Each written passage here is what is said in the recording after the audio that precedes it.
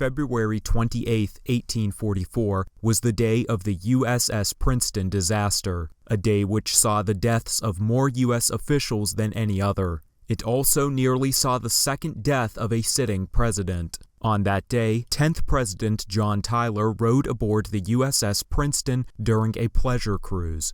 The Princeton was a recently commissioned warship. The cruise was in celebration of the recent completion of an annexation treaty to bring Texas into the United States. Aboard were 400 guests, which included United States Senators, former First Lady Dolly Madison, and members of Tyler's cabinet. To impress the ship's guest, the captain decided to fire the ship's largest gun, the Peacemaker. It was fired 3 times as they passed Mount Vernon, in honor of George Washington.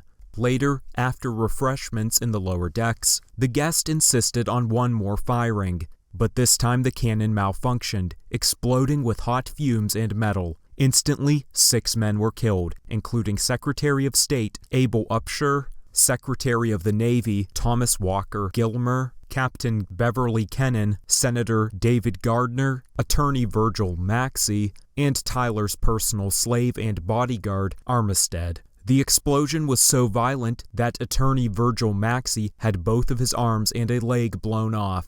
16 to 20 other people received injuries.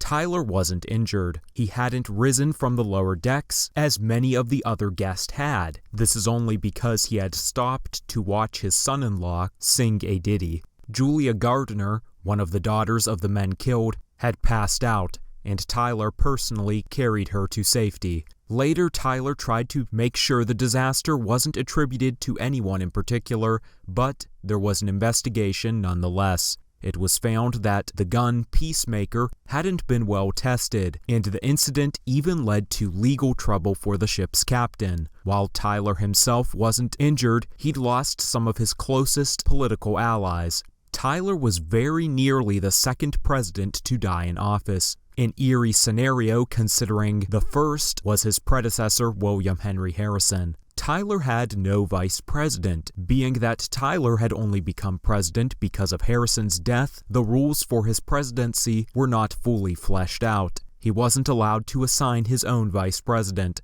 Had Tyler died, the office would have went to the next in the presidential line of succession. At the time, this was President pro tempore of the Senate, Willie P. Mangum, of the Whig Party. Historian Edward P. Crapple said of the tragedy, quote, "Prior to the Civil War and the assassination of Abraham Lincoln, it was unquestionably the most severe and debilitating tragedy ever to confront a president of the United States."